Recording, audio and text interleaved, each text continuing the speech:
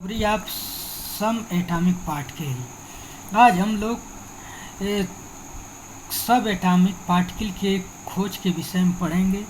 सब atomic particle में आपके आते हैं इलेक्ट्रॉन, प्रोटॉन, न्यूट्रॉन, ये सब एटॉमिक पार्टिकल हैं। अब हम डिस्कवरी ऑफ इलेक्ट्रॉन की खोज यानी डिस्कवरी ऑफ इलेक्ट्रॉन की खोज के विषय में हम लोग आज अध्ययन करेंगे और देखेंगे कि कैसे इलेक्ट्रॉन की खोज हुई थी। तो हम क्या करते हैं कि एक डिस्चार्ज ट्यूब लेते हैं। उसमें क्या होता है कि एक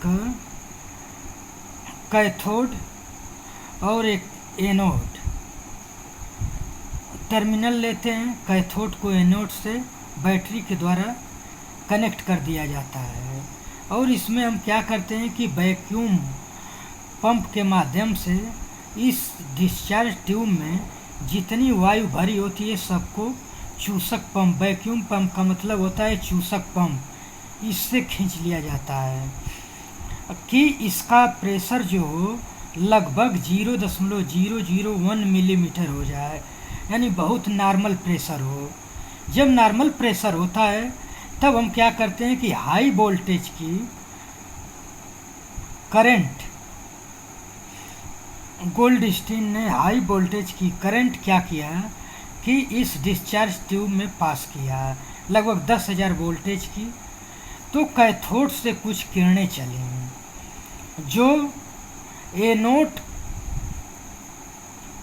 ट्यूब के किनारे पर जिंक सल्फाइड की कोटिंग की गई थी, उसी पे ये कैथोड किरणें टकराईं और वहाँ पे फ्लोरोसेंस उत्पन्न की। फ्लोरोसेंस का मतलब प्रदीप्ति या उजाला उत्पन्न की, जिससे यह निष्कर्ष निकला कि कैथोड रे जो हैं ये उस तरफ गई हैं जहाँ कैथोड रे उस तरफ गई हैं जहाँ पे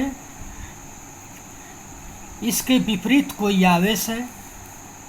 इस समय ये नहीं पता था कि कौन। तो अब क्या हुआ कि कैथोड रे जो हैं डिस्चार्ज ट्यूब से जब परफोरेटेड एनोड की तरफ गई तब ये पता चला कि इस पे जो आवेश है कैथोड रे पर या कैथोड किरण पर, इस पे ऋण आवेश है, तभी ये धन की तरफ गई हैं। अब इसका रिजल्ट क्या निकला था, इसका परिणाम ये पता चला। पहली पॉइंट हम लोग ये देखते हैं कि कैथोड रे start from cathode and move towards anode, यानी कि कैथोड किरणें स्टार्ट होती हैं कैथोड से और मूव करती हैं एनोड के तरफ। दूसरी पॉइंट है कि cathode ray tube and television picture result due to fluorescence, यानी कि कैथोड रे ट्यूब और टेलीविज़न पिक्चर रिजल्ट जो थे ये फ्लोरोसेंस के कारण टेलीविज़न स्क्रीन कोटेड की गई थी certain fluorescent phosphorescent like a zinc sulphide coating से कि कैथोड रे जाएं तो इस पे टकराने के बाद उजाला उत्पन्न करें तो पता चले कि कैथोड रे निकली हैं। In the absence of electrical और मैग्नेटिक फील्ड, यानी कि इलेक्ट्रिक और मैग्नेटिक फील्ड की अनुपस्थिति में रे जो हैं यानी कि किरण सीधी लाइन में, सीधी रेखा में चलती हैं। यदि मैग्नेटिक फील्ड ना हो और इलेक्ट्रिक फील्ड ना हो तो इनके अनुपस्थित में किरणें सीधी रेखा में चलते हैं। अब चौथी पॉइंट जो है in the presence of electrical और मैग्नेटिक फील्ड, यानी कि इलेक्ट्रिकल और मैग्नेटिक फील्ड की उपस्थिति में cathode ray negative charge particle जो था उसको इलेक्ट्रॉन कहा गया, यानी कि इन प्रेजेंस ऑफ इलेक्ट्रिकल और magnetic field cathode ray consist of A negatively charge particle called electron.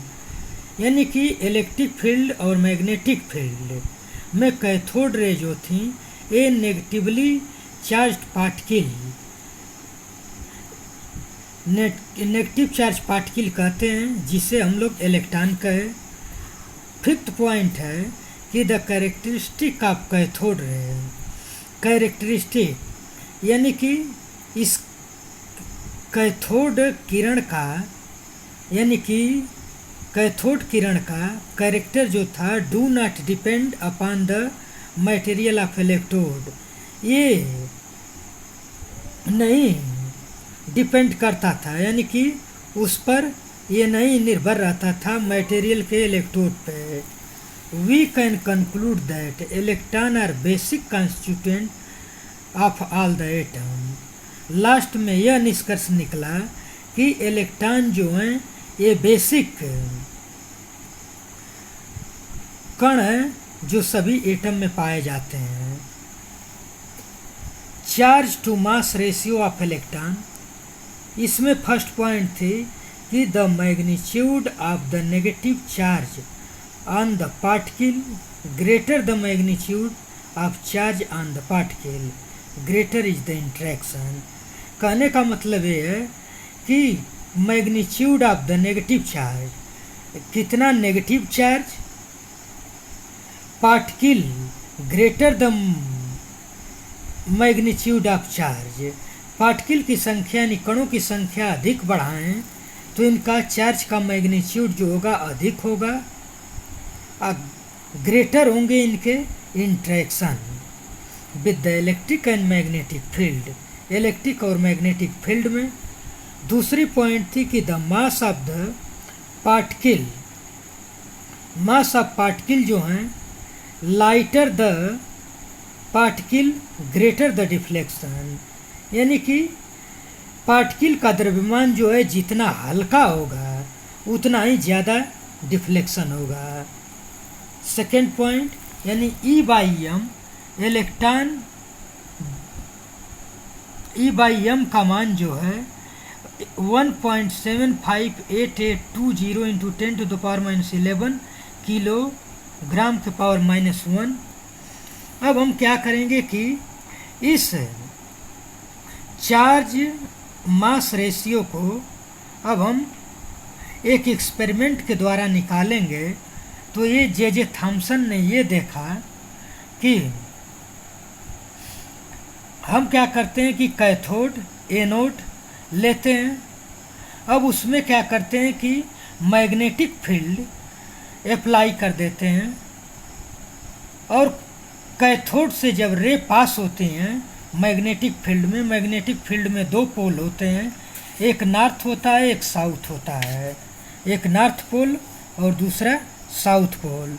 तो नॉर्थ पोल जो होता है ये पॉजिटिव टर्मिनल से और साउथ पोल जो होता है नेगेटिव टर्मिनल से। यानी कि जब हम मैग्नेटिक फील्ड जब क्रिएट करते हैं तो ये देखते हैं कि ये मैग्नेटिक फील्ड जो है, अब इसमें कैथोड रे जाने के बाद यानी कि electron strike on a fluorescent screen, जब स्ट्राइक करते हैं फ्लोरोसेंट स्क्रीन पे तो there is no magnet, there is